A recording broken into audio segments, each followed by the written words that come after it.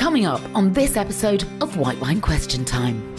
Gosh, well, I'm going to have to take a gulp of this is gin and tonic, by the way. I didn't have any Good, and I'm wine. on a wine. Cheers. Yes, cheers. It's Friday night. Cheers. Exactly. Yay. I just feel very blessed, Kate, and very, very honoured that I've been on this, and I feel like, it's been quite emotional playing all those clips in. He is the only person I've ever been on a booking Bronco with, and I think that's probably going to stay that way. Oh, big up Steve, man. I love that guy. He can make you feel sorry for him, but almost hate him at exactly the same time.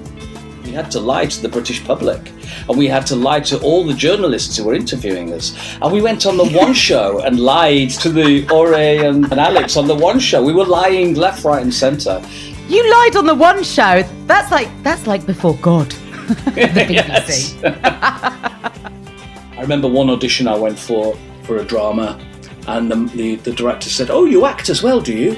As if everything we'd done before hadn't been acting, I mean, I've never seen anyone play darts like that.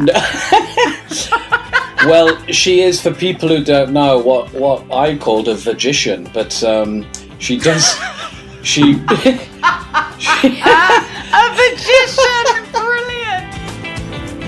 Hello and welcome to White Wine Question Time, the podcast that asks its guests 3 thought-provoking questions over 3 glasses of wine. And my guest this week is truly one of British comedy's greatest talents, like truly. A man with a CV that covers off his own genius creations with shows like League of Gentlemen, Psychoville and Inside Number 9, as well as standout performances as an actor in shows like Happy Valley, Killing Eve, Shameless, Benidorm and Doctor Who. Born in Blackburn and raised in Chorley, Lancashire, in the late 80s he landed a place at Drama College, Bretton Hall in Yorkshire, which is where he met Mark Gatiss, Rhys Shearsmith and Jeremy Dyson, the men whose friendship and collaboration would prove to be life-changing. After graduating in 1989, he started out producing and starring in small-scale theatre productions in London, all the while working part-time for Variety, the entertainment industry's trade magazine, working as an assistant editor. But in 1996, alongside Mark and Rhys and Jeremy, they all ventured up to the Edinburgh Fringe with their comedy show, The League of Gentlemen, winning the coveted Perrier Comedy Award for it a year later. The show went on to become a hit on both radio and then television, with 4 groundbreaking series for BBC Two, as well as a movie and 3 live tours. Next, working with Rhys, came Psychoville, and then the game-changing Inside Number 9, both of which have won a raft of awards and attracted some of the best and biggest names in the business to grace their casts. But now, somewhat aptly, the 9th series of Inside Number 9 will be its last. Well, for now anyway, with the promise, though, of an 11-week run of live shows, Inside Number 9 Fright Night at London's Wyndham Theatre in the West End from next January. So let's dial up the man behind so many characters. I can't wait for this one. It's Steve Pemberton. How are you? I'm smashing, thank you very much. All the better for seeing you and for hearing that lovely introduction. It's like my life flashing before my eyes. Hey, listen, last time we were together, can you believe it was 10 years ago that we were on Mastermind? Was it really 10 years? Yeah, 2014. Gosh.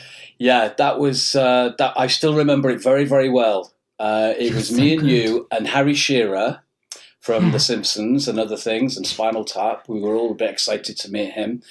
And the comedian, Tony, I can't remember his surname now, Tony Laws, maybe? Yes. And what I really remember, apart from the fact that you did your specialist subject on George Michael, which was very exciting, and did very, very well, I have to say. I did. I remember in the round of general knowledge, Tony was asked a question about the who was the author of We Need to Talk About Kevin, and coincidentally he'd met this author the night before at a party.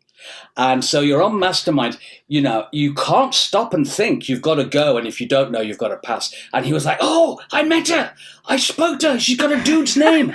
She's got a dude's name." Oh, and the time's ticking round, and I'm thinking, Tony, move on. You're not going to get it. And he couldn't bring it to mind, and it was so anxiety-inducing. But I've done a lot of quiz shows, but that's one of the toughest, I have to say. That is one of the toughest. You aced it. You did the films with the Coen brothers, and you totally smashed it. You're very good under pressure, aren't you? Well, I think it's like anything. If you've done it enough times, you learn what the tricks are. So I think, listen to the question, and if you don't know, move on quickly. So I have done a few quiz shows, and I do enjoy that. But yeah, good under pressure. I don't know about that. I think I'm quite calm. I think I'm quite a calm person, and that helps a lot. So I don't have a sort of rush of blood very often. Oh, you were excellent. Did you keep the award? Is it up there with all the BAFTAs? Yeah, good work. It's downstairs, in my trophy area, and takes pride of place. Yeah. I love that you've got a trophy area. You're like Alex Ferguson. Well, it's quite nice because my TV has 2 screens, so I can either push the screens to one side to watch the TV, then I'm not looking at the awards, or if I don't want to watch the TV, I can put the screens and then sit and stare at my past glories. Well, is that like you sort of like Noel Edmonds-esque, kind of manifesting another hit to put back into the TV? Well, never say never. It's always nice to win something. But you know what? Honestly, I've had so much good fortune with the different projects I've been involved with. So I quite like now new people coming along and winning things. But yeah, we shall see. If I don't win anything else ever in my life, I won't be that bothered. I can't see you getting away with the final season of Inside Number 9 without some awards falling at your feet. And there is genuine sort of like, when you say to people, it's the last one, for now, there's people genuinely feel sad about that. They are very attached to this beast of a show that you've created, that I have no idea how you put so many different characters into. How many episodes now? 55. 55 eps. So probably when we were doing Mastermind, we were just at the beginning because we've been doing it for 10 years. We might have recorded the first series, but people have become very attached to it, and it's weird because it's not the same thing every week. It's a different story, different cast every week. So you're not following one group of characters. So it's quite unusual for an anthology show to get that kind of following. But I guess it's because me and Reese, and we're the one constant throughout. Constant. But arguably, most of the time, you don't put yourselves front and centre in the cast. You have the best in the business working on it. You can never guess where it's going to go. Some of them, like the Sheridan Smith episode, that was the one that grabbed me first. I had no idea how that was going to end. Those last 2 minutes are devastating. Yeah, that was incredible, and it was quite a risk for us because we've been known for doing our dark comedy. We've done League of Gentlemen, Psychoville, and had this idea. And spoiler alert for anyone who hasn't seen it: just pause, watch it, and come back. Yeah. But we had this idea that it could almost encapsulate a whole person's life. You see this character. On 12 different days, but each time you jump forward a year and a month. So it's a January, then the following February, and the following March. And you get to know this character in these really short scenes. And in the end, what you realize is she's in she's dying and she's reviewing her life. So her life is flashing before her eyes. And it only all comes together in the last moments. But it wasn't funny. It was really quite serious and quite moving. And the reaction was incredible, and we just thought, wow, we're so glad we didn't try to force it into more of a comedy. Yeah, and Sheridan was just incredible. She was marvellous in that. But also, you don't allow your ego as performers to interfere with what ends up on the screen. You can see that. It's actually your egos as writers that you pander to, which is absolutely the right way to do it. But that must be quite a struggle sometimes, right? Yeah, well, you're spot on, and I think that's why it's had a bit of longevity. We were never wanting it to look like a vanity project where, who is the main character this week? Oh, it's Stephen Reese. We wanted the story to be centre stage and, like you say, the script to be the star of the show. And we will do whatever it takes to serve a script. So I've played characters, very minimal characters who are just functional, a policeman who comes in, says a couple of lines. And look, we get a nice bit of time off in that week. And we get to sit back. Not going to lie. Not going to lie, that's not bad. We get to sit back and watch these brilliant actors come in. And like we did one, I think, a couple of series ago. We had Danny Mays, we had Jason Isaacs, Daisy Haggard, who were controlling the main narrative. What an amazing cast! So, yeah, very, very lucky and honoured to have come up with this idea, because it was quite an accident. Really, there's nothing binding the episodes together. Well, yeah. When you look at the bare bones of it, actually, it's your pedigree that must have got it commissioned. Because if an unknown writing team now tried to get this away, it would be no. You go in and you go, hi, yeah, we're going to do that. You know, just the costs of different sets, different productions, different casts. I mean, there's so many reasons why this couldn't happen were it not coming from your pen. Yes, very possibly we'd gone in to talk about Psychoville, which we hadn't known if it had a further life or not, and it became clear in the meeting that they wanted us to try a different project. So we had this loose idea of an anthology because, you know, we grew up with the Tales of the Unexpected, with the afternoon play, the Wednesday play, all these great single dramas, and they seem to have fallen out of fashion. So we just said that. We said, let's revive this, this single play anthology. And they said, well, what links everything together? And we just said, honestly, we don't know. And from that point on, we have just sat in an office, me and Reese, week by week. We've never told anyone what we're doing. We've never given a synopsis. We have just, episode by episode, written what we've wanted to write that week. And the freedom that and the confidence that gives you as a writer is incredible. But I think we wouldn't have got it, you're right, if we hadn't already had the pedigree of doing the other stuff. Yeah. I think there's probably, I'm trying to think now, who else could get away with that? I'm thinking French and Saunders, in terms of going, right, we'll just deliver it to you and it will be good. And the BBC go, okay. Absolutely, yeah. I mean, I would sit and watch a full series of their movie spoofs, wouldn't you? Oh, yeah. We just had Bruno Tonioli on, and he'd gone in and choreographed. Do you remember when Britney and Madonna did a duet? They did that, and he had to go and choreograph them. Can you imagine just the laughs that you would have had at work that day? Now let's cast it. Go on. Jennifer was Madonna. Okay, I was going to say Britney. I can see Dawn giving her a great Britney. Yeah. Those are the days when you go, I can't believe any of us get paid for this. And the show really has travelled, right? Whatever you do, and it doesn't matter how weird and quirky and dark and troublesome it is sometimes, because sometimes it can be, awkward to watch. It's translated to China brilliantly. And my research threw this up. I'm sure you know this, but people listening won't. One platform alone in China that shows Inside Number 9 has streamed it more than 20 million times. And there's now an immersive theatre adaptation being staged at the Shanghai Grand Theatre. Yeah, that's right. Do you know what? We're going to see it in next month, me and Reese. Are you? They're flying us over to Shanghai. Isn't this crazy?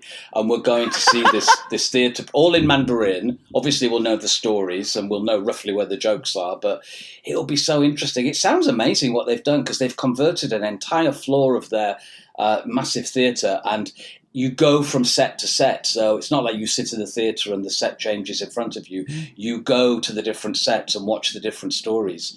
So it sounds really exciting. And we don't understand why it's so big in China. Because I know there's a lot of editing there. I don't know. What is it about it? I think people like the storytelling aspect. They like the wackiness of the humour, for want of a better word. But I know certain things are edited, because we just did an episode where I played a drag queen on a train who's quite lewd, making a few risque jokes. And someone had posted online that they'd seen it, but why was Steve hardly in it? And so I think they'd chopped a lot of my double entendres. Not your first rodeo as a drag queen either. Well, exactly. I live to slay another day, and hopefully they'll get to see it at some point. And how like your show will their show be, do you think? I mean, did you ever even considered making it immersive? Because it lends itself so well. Well, yes, exactly. we have gone down the traditional theatre route, so we'll be in a West End theatre, and it's not so easy to do that. You need your own space, and you need to spend a lot of money to adapt the space. But maybe we could do that in the future on a different project if we like what we see. We'll take that idea and run with it. But we're doing something totally different. We'll be doing. I think they're showing in Shanghai 3 stories that they've adapted from the TV show, whereas we are going to go in a new direction, because with Inside Number 9, you never want to know what's coming up or what's happening next or what the plot twist is. So we'll have a couple of episodes which will be familiar, might end in different ways, and we'll have, 3/4 of it will be brand new material, I think. So that's the plan. We're still writing it. I was going to say, are you working on it now? Yes, me and Reese are working on it now, and we put the tickets on sale to coincide with the TV show, and we were like, we can't tell you what it is. We can't do any blurb. We had to come up with a title, and we just went, okay, Stage Fright. I don't know. that feels like it'll be good. That'll cover something, surely. But you know what? I think the audience, much like the BBC, they don't need to know what it is. They just know that you're doing it, so therefore they'll come. Well, do you know what? We've sold more than half the tickets within a week. So we were astounded, me and Reese, that there was such a... Because you get used to, when you're doing a tour, for example, you're somewhere 1 night or 2 nights, you get used to a rush to buy tickets. But over a 12-week run in one place, people know they can get tickets. But there was this massive rush to get them for the first... as soon as they went on sale. So don't dilly-dally if you're thinking of coming. Get it booked is my message. Before you get to that, I think you'll have had another movie out by then as well, because I think Better Man is slated for release later this year, isn't it? Yes. That was... Check you out. Do you want to explain what Better Man is? Because it's I didn't see this one coming. No, well... So basically, it's a musical biopic of Robbie Williams. That's it in a nutshell. His film. Yeah. He's involved in it. He's involved. Film. It's his story. And as you know, if you've seen any interviews with him, you've probably talked to him several times yourself. And on his Netflix series, he's very open about all aspects of his life and his struggles with depression, with drugs, with various issues he's got. So this isn't a sugar-coated kind of, varnish the edges off. It's all guns blazing, full Robbie Williams. But it's been written and directed by Michael Gracie, who did The Greatest Showman. So Michael Gracie basically was working with I was going to say Hugh Grant. What's he called? What's he called? The Greatest Showman. Yeah, Hugh Jackman. God, I'm glad I'm not a mastermind now. Well, it would have been all right if we were in a pair. We would have got there. Yeah. So they were working on The Greatest Showman, and Hugh Jackman sort of was talking about Robbie Williams as being this incredible performer and showman. And so that led Michael Gracie to meet Robbie, and he started telling him his story. And he said, can I just record some of these stories you're telling me? And they started talking about a collaboration. And then at a certain point, Michael said, if you were an animal, what animal would you be? And I think Robbie said, I'd be a lion. And so Michael said, okay, let me think about that. But no, he turned him into a monkey, not a lion. So basically in the movie, all the characters around Robbie are human, but the character of Robbie himself is going to be a monkey, a CGI, brilliantly realised monkey. And who voices Robbie? So there's an amazing actor called John O'Davies who came and did the performance. So for that kind of thing, you need what they call performance capture. You're in the suit with all the little ping pong balls on so they can map and create it with CGI. And then Robbie did some of the singing and a couple of scenes as well. So that I play Pete, who is Robbie's dad. And the first Pete Conway, have you met him? I know Pete and Jan, his mum, and Sally, his sister. Yeah. But Pete's like, do you know who kind of reminds me of? Ted Robbins. Not Ted Robbins, sorry. Ted Robbins. Ted Robbins, yes. Yeah. Comedian Ted. You know Ted. Yeah. Pete's got that kind of end of peer shtick. So he was like a holiday club entertainer, a singing, also kind of, a one-man entertainment show, wasn't he? Absolutely. End of peer stuff. Yeah, and working men's clubs. He would do holiday camps, and he would sing a bit of the sort of Rat Pack stuff, and then tell some jokes. And when Robbie was visiting his dad on these holiday parks, he fell in love with this whole showbiz, razzmatazz, Rat Pack style, and he from that point, in a way, part of the film is about his journey to get his dad's approval and want to be, really what he wants to give people what he got from watching his dad. But funnily enough, so I'd done this episode of Inside Number 9 called Bernie Clifton's Dressing Room, where me and Reese, you remember that one? We are two sort of end of the pier double act performers. And so they're casting this movie in Australia. It's all been filmed in Melbourne in Australia. And one of the actors called Damon Herriman, who plays Take That's manager, he said, let me look who you're considering to play Pete.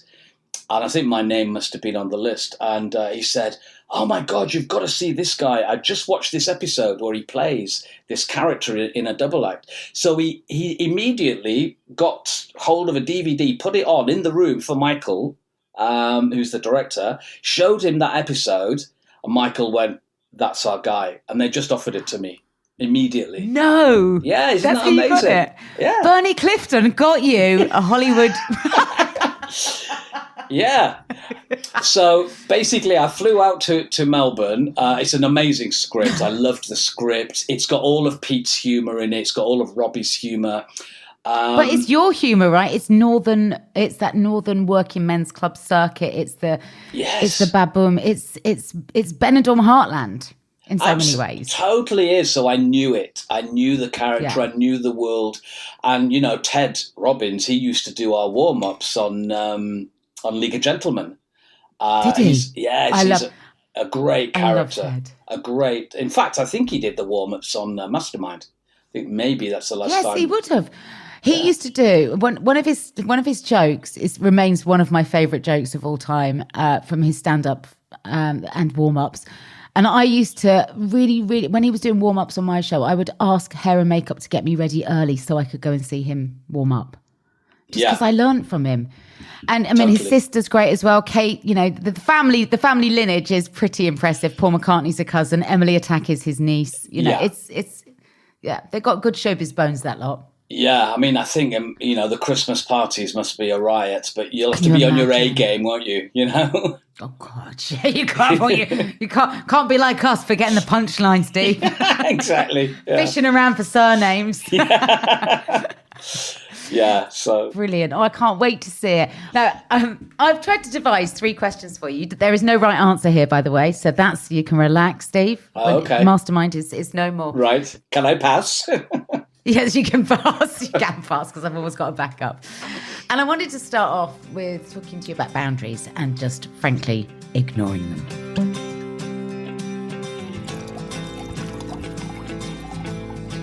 I think it's fair to say that you and your cohorts have managed to break all kinds of new ground and open up all new ways of thinking, and more importantly, and it sounds very industry, but I don't mean it to, commissioning, right? Encouraging people to take risks on brave ideas. And I wondered if you could talk to me about the ones that you're most proud of, like the stuff that you've done that leaves a bit of a slipstream for others to travel in. Gosh, well, I'm going to have to take a gulp of this is gin and tonic, by the way. I didn't have any Good, and I'm on a wine. Cheers. Yes, cheers. It's Friday night. Cheers. Exactly. Yay. Okay, let me have a drink while I think about that. It can be everything from, the way that you encourage the BBC, for example, to commission from you, which is just, hey, trust us, we've got this, to the Twitter account that you opened to tweet along as your characters the night that you pretended to be on air when you weren't, and all that disruption, all that amazing havoc that you caused with. So I'm just feeding you some ideas, but over to you. Well, I think largely, if I was to go back to when we started, the courage that we had came from the fact that we were 4 friends, first and foremost.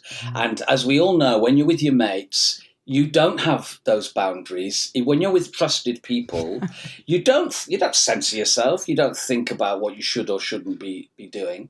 And the fact that we were, me and Mark had been in the same year at Bretton Hall. Reese joined the year after, and Jeremy Dyson, who is not on screen, but he always wrote with us.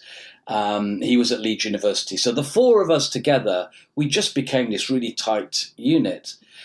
We went to Edinburgh with no backing whatsoever. We had not an agent or a promoter.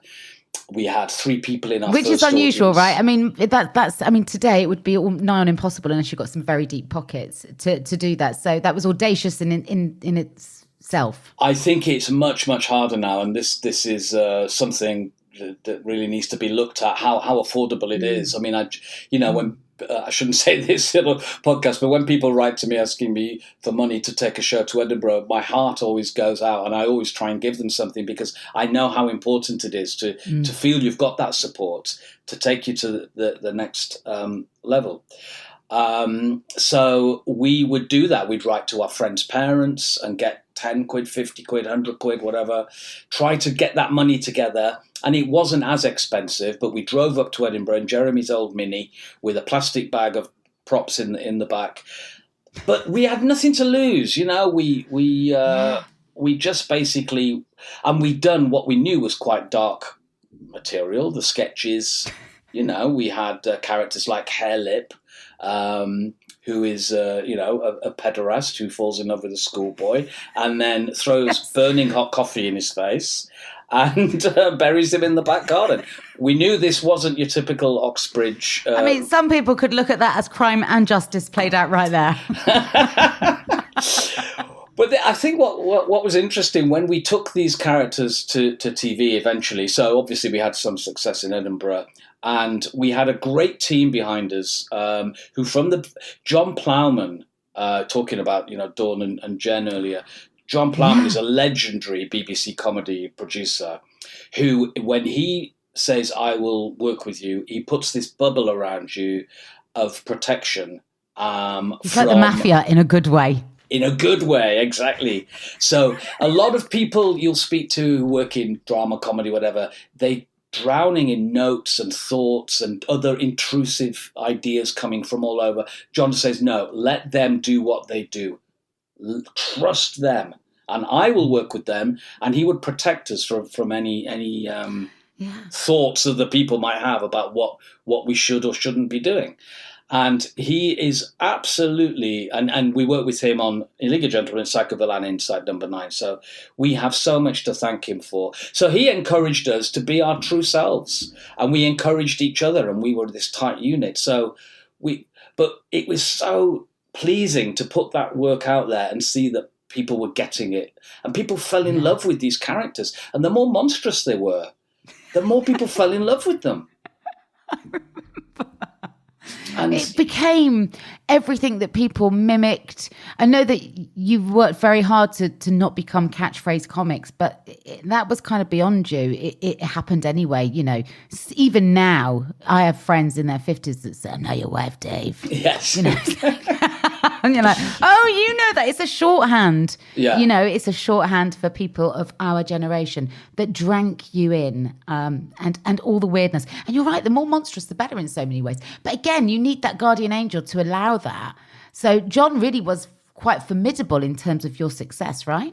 Absolutely. John Plowman, they had a great team at the BBC at the time. There was Geoffrey Perkins, John Plowman, Paul Jackson, and we worked with a producer called Sarah Smith, and all of them backed us. And so that's what, that gave us confidence. And as soon as the first series came out, it was well received. We got great feedback about it, and we went on to do series 2, and it was even bigger and better. So I guess the message and the thought from that is totally about being bold. Because I remember going in with my first script many years before this to do a sitcom at the BBC, and well-meaning producers took it apart a little bit, and it ended up not what I had gone in with, and it never got commissioned, and nothing came of it. And looking back on me then, who was overawed by people in the BBC, this iconic building, and they must know better than me. Well, what you learn along the way is, no, you've got what you've got, and no one knows better than you. Your instincts are what this is all about. So trusting your own instincts, which is easier said than done when someone else has all the power and the money and you don't. So it's finding the right collaborators, I suppose, is what I'm saying, the right people who believe in you, and being lucky with who your mates are. Yeah, because you're right, actually. And also there's safety in numbers, right? There's 4 of you. And then you've got this guy sat above you, John Plowman, who's just saying, I really think, yeah, great, just carry on, guys, do it. Keeping you from all the noise upstairs where people are going, they're going to say what? They're going to do what? That enables you to push boundaries. But obviously we all applaud this in hindsight. But in the run-up to making decisions that sit outside of people's normal kind of, lane of travel, there is normally a lot of pushback. How have you managed to not give in to that? Because there must have been some at some points. I mean, some of the stuff you've pulled, obviously, like going to BBC and trying to pretend that BBC Two's fallen off air and that you're going to put Lee Mack on with a quiz show that was entirely your invention. Like when you go in and you say that and they go, we're going to do what? Yeah, and then I'm going to join Twitter and live tweet along, and you're going to connect this mad bonkers idea from your own mind of theatre, and other people trust you to do that. I'd love to have been at that meeting. Well, yeah, I mean, again, we just had the right backing. We worked with Adam Tandy, our producer on Inside Number 9, who took over from John, and we never tell people what we're writing. As I said earlier, we just sit and write it. And we came up with this idea, and it had all kinds of craziness in it. It had clips from archive shows. It had to be done live, but with live tweeting. And we had to lie. We had to lie to the British public. And we had to lie to all the journalists who were interviewing us. And we went on the one show and lied to to the Ore and Alex on the one show. We were lying left, right, and centre. And for a public service broadcaster to go, yeah, okay, you can tell these lies, it is a risk. And I'm amazed. And listen, and we should put out that, listen, you were hugely successful in your space, but it wasn't like you were going, we've got 15 million viewers, trust us. They gave you probably way more autonomy and say than I can't think of anybody that would get that from the BBC. How'd you do it? I don't know. Honestly, I don't know. I mean, I think you lied on the one show. That's like before God. The BBC. I know. I felt so guilty, and afterwards, because we were on with Sue Perkins, she was just talking about one of her travel shares, and she had to sign an NDA. It's like, why am I having to sign this so that if the clip of her, which was in the episode, could be, she said, what's this all about? We're like, we can't tell you, but please trust us. And she signed it. What a legend. So I think it's just the boldness of the idea people really went with. And because we had a bit of pedigree behind us at that point, they trusted. I mean, the whole thing, I pinch myself the whole time because the trust that we have to just go away and come up with stuff. Normally, people will ask you for a 4-page document for every scene that you're going to write. And it's like, no, I want to write the scene. I don't want to write the document about the scene. I want to write the script. So the trust that they have that we will go away and come up with these ideas, and then they'll go, okay, your team, you're a tight team, make it. Yeah, I don't know how we've never really had to fight. I can't think. There's only been budgetary things. And I would swap having a big budget for having creative freedom any day of the week.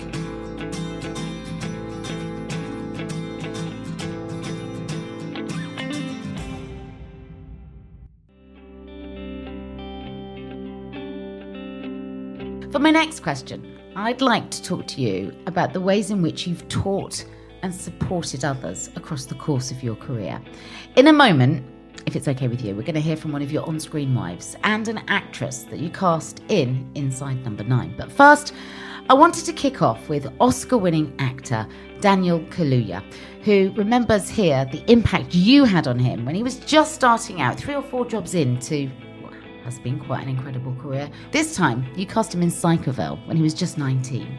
And he went on to recount this story on the BBC's The One Show.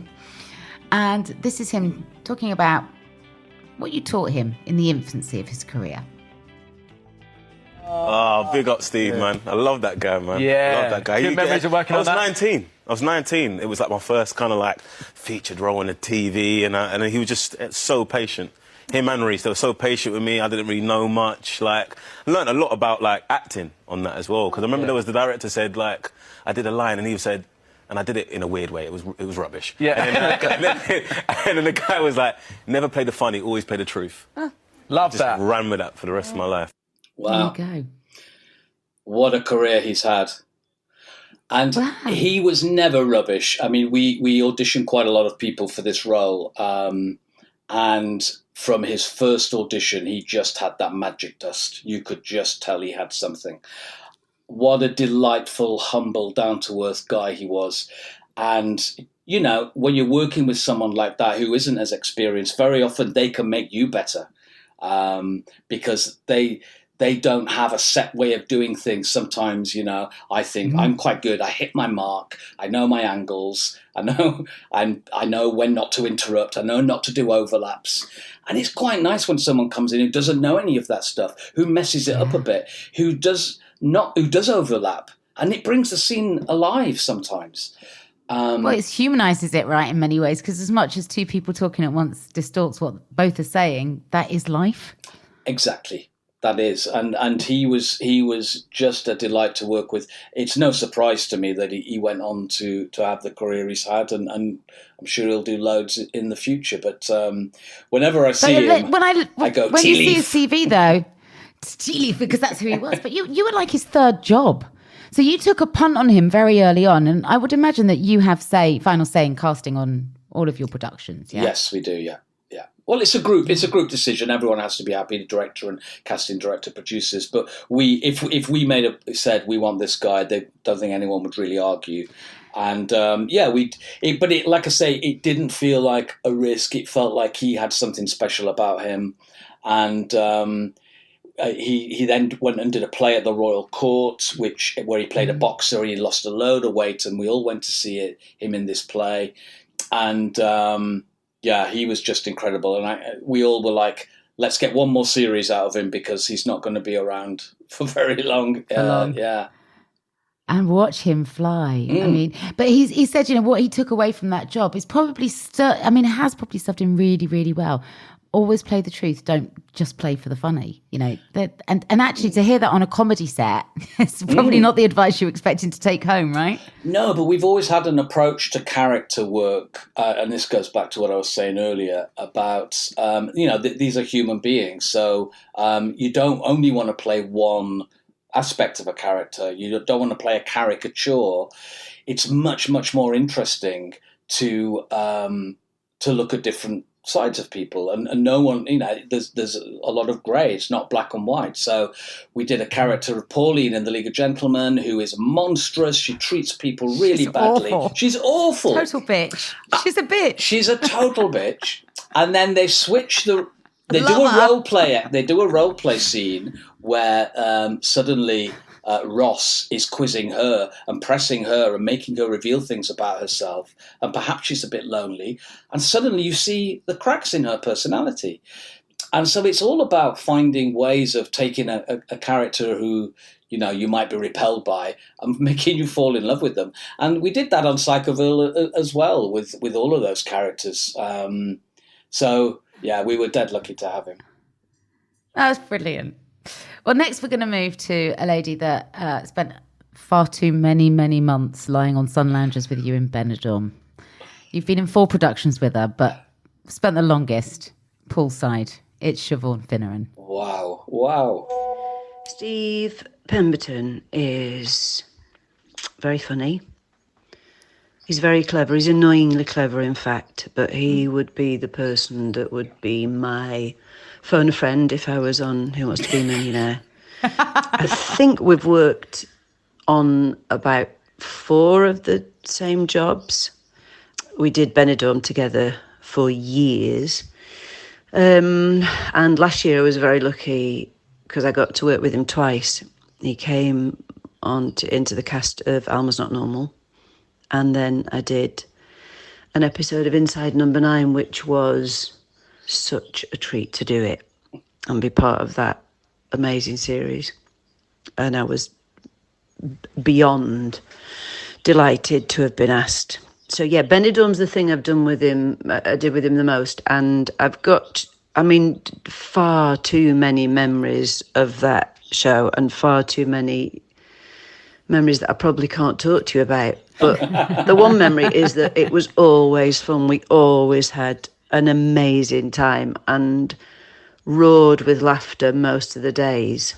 In fact, every day, to the point of probably driving the crew mad because we were corpsing that much. But what I do remember about that is when I first got the job, Steve and I didn't know each other, and he got my number from a mutual friend of ours and rang me to sort of say, I'm going to be playing your husband in this show, and we'll have a good time. It'll be good fun. And I just thought that was a really, really kind, generous thing to do. And it sort of made me feel calmer about who I was going to go and work with. He's a very, very good friend. He's also bloody cruel and wicked. And I can't ever forgive him for putting my name down for karaoke to sing Bonnie Tyler's Total Eclipse of the Heart, because nobody should sing that except Bonnie Tyler, no matter how much drink you've had. He is the only person I've ever been on a booking Bronco with, and I think that's probably going to stay that way. But he is my favourite screen husband ever. And it's going to take a lot to knock him off that pedestal. I love him. Ah, how lovely is that? That's just incredible. Just incredible.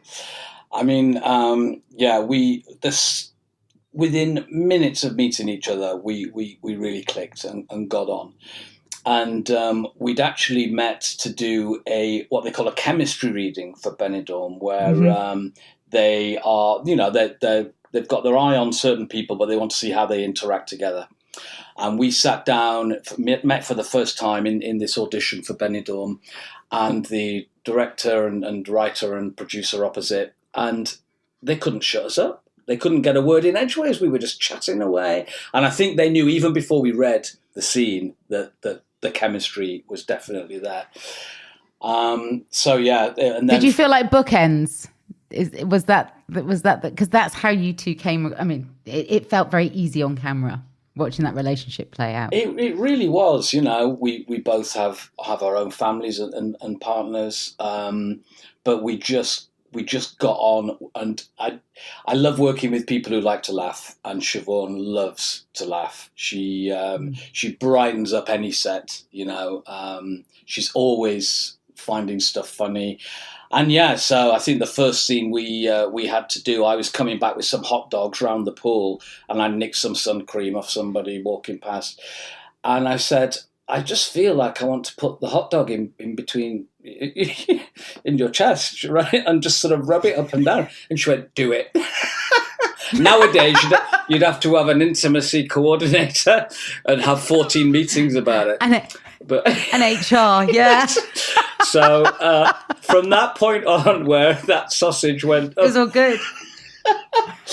we honestly, we laughed so much, and we would go out on the weekends, because obviously sometimes we'd come home, but you're out in Spain for a while, and we would go to karaoke bars, and it was like you're on holiday. It's like you're on holiday with your alternative family. And family. Yeah.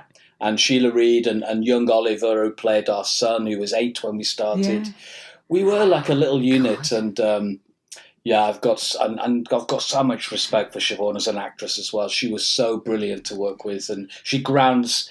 I mean, because Benidorm was interesting for me to go from League of Gentlemen to doing Benidorm, and a lot of people go, "Why is he doing this?" You're the dark comedy guy, and I think I loved the script. I thought it was really funny. It harks back to that sort of northern working class gags, great gags. Darren Litton, who wrote it, is a very, very funny writer.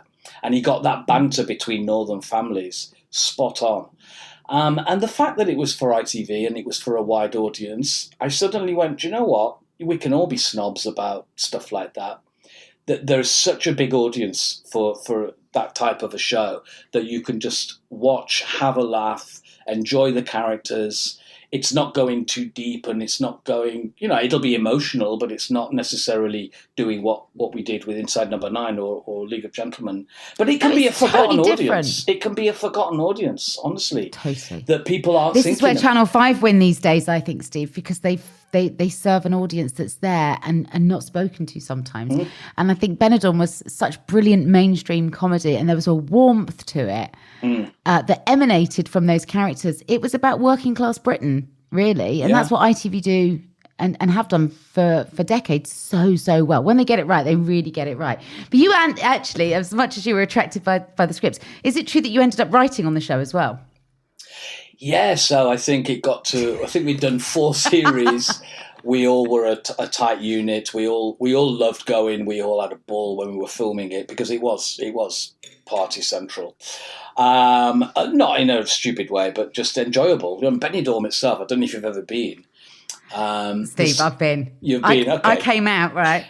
I came out the season before you joined to bring Julie Graham's daughters out for half term, right? So you as the family took over from Julie, which is how I got Siobhan Finneran's number, because I don't know Siobhan, but I phoned Jules and said, did you work with Steve? And she said, no, I bloody wish. And by the way, if you'd like to cast her in Inside Number 9, she said she's always free. Okay. Noted. And so I knew Jules for years, and she was missing her kids and needed somebody to take the kids out. I said, me and Ben, my son, will come. So we flew out and did a half term in Benidorm at the Crew Hotel. Wow. Where you will shoot. Oh my God, Steve. Fuck my life. I mean, I saw stuff there I saw Sticky Vicky's daughter's show. Oh. Man, a frickin' life. Wow. What is that? I mean, I've never seen anyone play darts like that. No. Well, she is, for people who don't know, what I called a magician, but she does... She a magician, brilliant. She comes in naked. I mean, Sticky Vicky. Obviously, you've seen her daughter, but when I saw Sticky Vicky, the original Sticky Vicky, who sadly passed away last year, she was in her 70s, and she comes out naked, fully naked, and fully, and then steps behind a screen with a strange smile and this kind of big, quite strong makeup on that. I remember saying to Siobhan afterwards, it was the lip liner that I was more disturbed by, and the eye makeup. Brilliant. And then proceeds to pull things out of her nether regions. And so we'd heard. I mean, it's like basically her vagina is like Mary Poppins' nanny bag. Absolutely. That's probably the best way to describe it. Like, she could pull an umbrella out of there. There was darts, there was ping pong balls. Yeah. And she's got her own merch. You can buy, do you remember those key rings where you used to squeeze them? Yes. And it would be a gorilla and then Willy would pop out. There was like a Sticky Vicky version of that. What? And it prolapsed.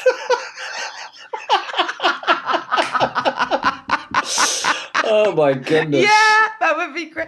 I mean, and we were there with young children on half term. I'm like blowing up armbands. The next minute I'm at Sticky Vicky's live show. But what a skill to pass down to your daughter. Exactly. Keep it in the family. The kids loved it. They were just sat there like, geez, can we go to the water park tomorrow? But I loved it. And I thought that Darren sent up the whole Benidorm scene in Benidorm. And it turns out, no, it's far more documentary than you'd imagine. Like, the mobility scooters were, as we arrived at the hotel, I had buggies and kids, but in the reception it was just wall to wall charging mobility scooters. Yeah. And nobody walks. It's like Los Angeles, but lazy. Yeah, nobody walks. I wonder whether it's chicken and egg and people are doing it because they've seen it on the telly Totally. now. Everyone wants a Madgemobile, they call them, when they arrive. But actually, it's the one thing that when we started, we were a bit nervous about. Like, is this going to be seen as being, satirical and taking the piss out of the people who go to Benidorm? And the most important thing is the people who go and live that life like the show and see themselves in it, and they did from the off. And it's down to people like Siobhan being such amazing actresses, and Sheila, and the casting was so spot on. And again, everyone brilliant. loved the characters. Everyone loved those characters. They loved Madge, how awful she was, Yeah, but there was a hint of Inside Number 9 about it because everybody wanted to appear in Benidorm. I mean, even Cilla Black came over and did a turn. Yes. Yeah, she did. I mean... Do you know what I mean? It had that call, didn't it? Yeah. Speaking of the call of Number 9, here's my next and final clip for you. Okay.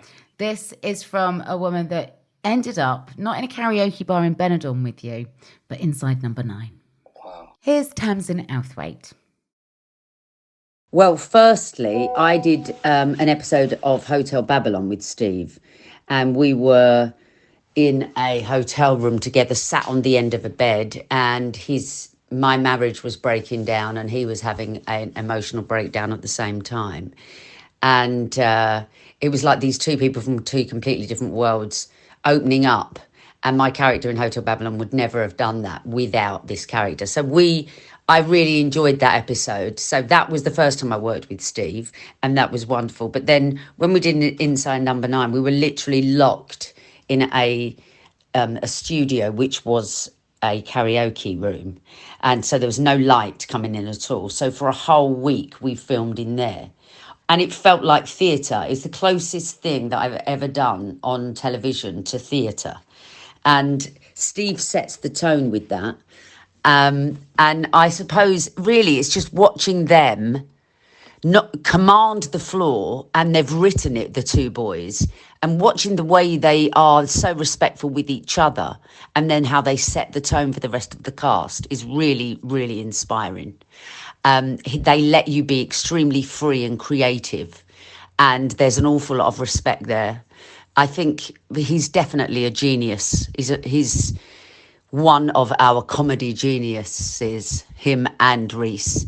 And apart from being a writing genius, what he does as an actor is in different roles and different moments and different characters, he can make you feel sorry for him, but almost hate him at exactly the same time. He's so multifaceted as an actor. Both times I've worked with him have been extremely special. And yeah, I can't wait for the final season. What a treat that you've got him on. Wow. Tamsin Outhwaite there. Can you feel me blushing over the airwaves? Do you recognise the guy she talks about? This layered, multifaceted, very generous showrunner that creates theatre out of television. Well, I suppose I do recognise that it's so important to set the tone. When you are, number one on the call sheet, and inevitably with Inside Number 9, we should be number 9 really, but me and Reese have been 1 and 2, and you are, we've all done shows as actors where you go on and you feel, especially if you're only doing 1 or 2 days, you feel a bit awkward. You don't know who to crack the joke with. You don't know what the atmosphere is, and you just need someone to set the tone, put you at your ease. And with a new cast coming in every week, we just loved embracing that. For me and Reese, we've heard each other's stories 1,000 times. You're getting brand new meat to get stuck into with a new cast every week. But yeah, I do think it's very important to be generous, to let other people shine.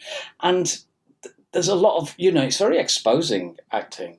And I was talking about this just a couple of days ago with an actor I was working with, and we had a director who, after every take, just said, "That was brilliant. Wow, amazing, well done." Now, it might not have been brilliant, but you felt good about what you'd done, and you went into your next scene wanting to do just as good or better. often with notes in acting, you get the feeling that you're not giving what they want, and you don't understand what they want, and you feel on the back foot, and you start to have the voices in your head go, they don't really want you, you're not delivering it. And then so to create an atmosphere where you walk onto a set and you feel, I'm doing good work here, and I'm enjoying myself, and I'm with nice people, and it shouldn't be hard, and it shouldn't be something that gives you stress. It should be a joy to go onto a set and work with people. And so that's what we want for Inside Number 9. And I think generally that's what we've had. We've just, we've had good atmospheres. She spoke of the respect between the two of you, which I really liked, that she sees how you respect one another. Yeah, absolutely. It's, a double act is a tricky thing in many ways, and you see a lot of them crash and burn, and a lot of them end up not being able to stand each other. But, we've come this far. We are best friends, and I think you learn to give each other space. It's like any relationship. You learn to give each other space. You learn what's important to the other person, when to back down. And it's just all the same things apply to life as apply to being in that kind of situation, in a cast or in a double act. It's about generosity of spirit and just not you don't need negative emotions. Why do we need them? I don't hold on to things. I can't be angry about stuff. I might have flashes of anger, but I don't carry it into the next hour, never mind the next day. And I think that's a good way to be, looking on the bright side all the time. Totally. But also you've managed to grow together, because your relationship with Reese is much like a marriage, right? It's decades long. It's longer than your marriage. And you've managed to grow together, but also have that time apart that allows you both to go and do your own thing. And I would imagine recruit other great people that you then bring back to your shared table. And certainly a lot of, as demonstrated there by Tamsin and Siobhan, you work with people on other productions and they end up inside Number 9.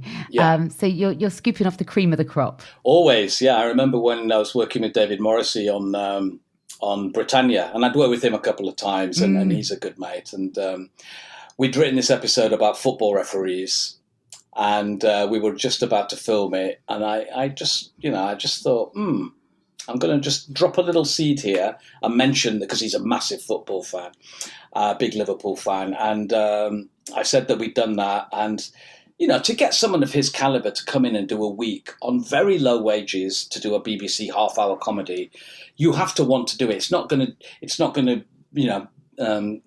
get your bank account very, swelling. But it's for the joy of doing it. And he feed your soul. He just said, yes, I'm definitely doing that. He was such a delight to work with.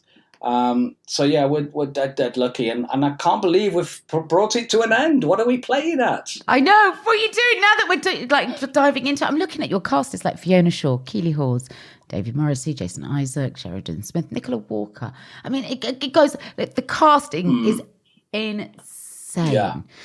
Insane. But listen, like you say, you're letting it go, not forever, just for a minute, while you figure out, I guess, what comes in its place. Yeah. We don't know what we're doing next, but we'll carry on working together for sure. And we've got the stage show to sort of take the edge off finishing the TV show. We've got that to look forward to. Yeah. Is that about like getting over your holiday blues? Yes, exactly. Yeah. Going off on tour. Yeah.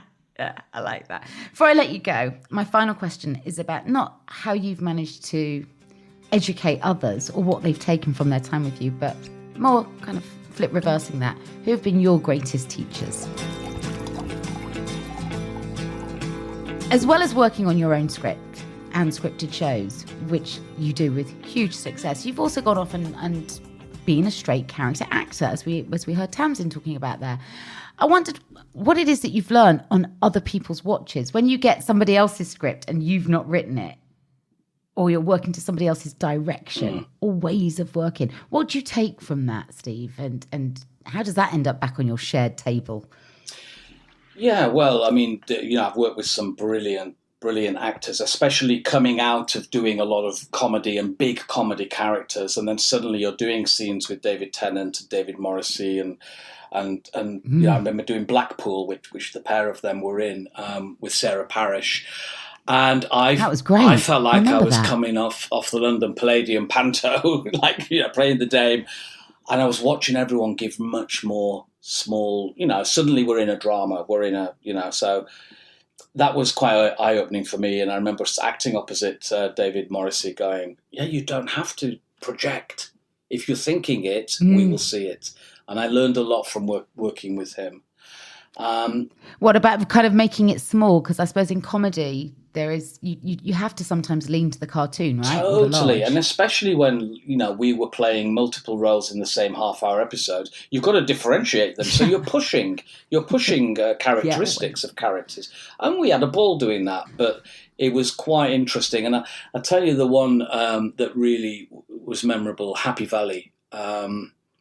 When I got the chance to work on that, which also Siobhan was in, we never crossed paths because she was the sister and I was the dodgy accountant. And Tamsin, mentioned characters who you feel sorry for but hate at the same time.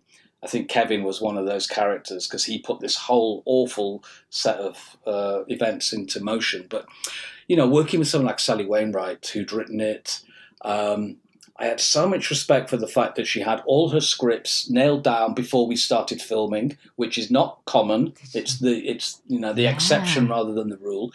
Normally you're getting rewrites left, right and centre. She knew on the day, totally. She knew what she wanted. The scripts were all there, and she directed me in one of the episodes, and she's just calm and tells you what the character is going, what she wants from the character at that point, and it's just clear. But she does it without histrionics and without hyperbole, and I just had so much respect for her as an artist, as a writer, and I think she got a not blowing my own trumpet, but I think she got a good performance out of me because the writing was so good and the direction was so good. And I felt like, yes, I can be in these shows and not feel like a fraud. Because sometimes, I remember one audition I went for a drama, and the director said, "Oh, you act as well, do you?"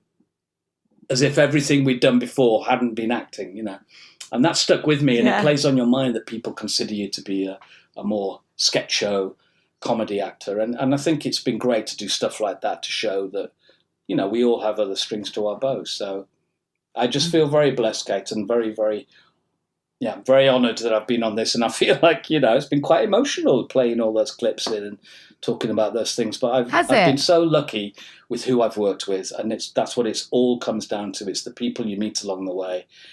And, amazing. Thank you.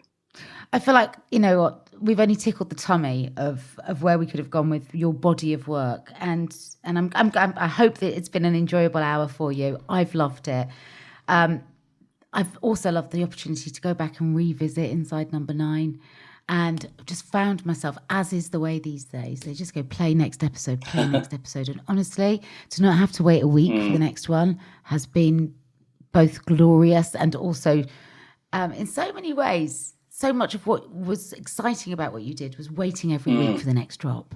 Well, that's what we're doing with Series 9 that's on right now, is that we're not dumping them all. We're sort of giving them one at a time. And I hope people like what we've done with the series, and I hope they'll come and see us on stage. Absolutely. Steve, thank you so much. I've loved talking to you tonight. Whatever you do next, guaranteed I'll be watching. Thank you. Amazing. Well, I can't wait to have a glass of white wine with you in person again at some point.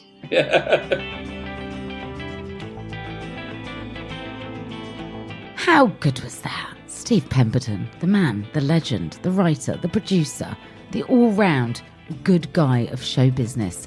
And if you'd like to see him and Reese bringing the Inside Number 9 experience to the stage, their 11-week run is on sale now. It's the West End, it's the Wyndham Theatre, Inside Number 9 Fright Night, already half sold out. Tickets are flying out the door. get on it if you want to go. And for more chat with other legends from the world of comedy, we've got episodes in our back catalogue with Sir Tony Robinson, Daisy May Cooper, Lee Francis, Jack Dee, James Acaster, Tamsin Outhwaite's in there, Ed Gamble, Alan Cumming, Rob Brydon, Elle Murray, Adam Hills. I mean, I could keep going on, but I won't. Instead, I'll see you back here on Tuesday for a little something from the cellar. Thank you, as always, for listening in.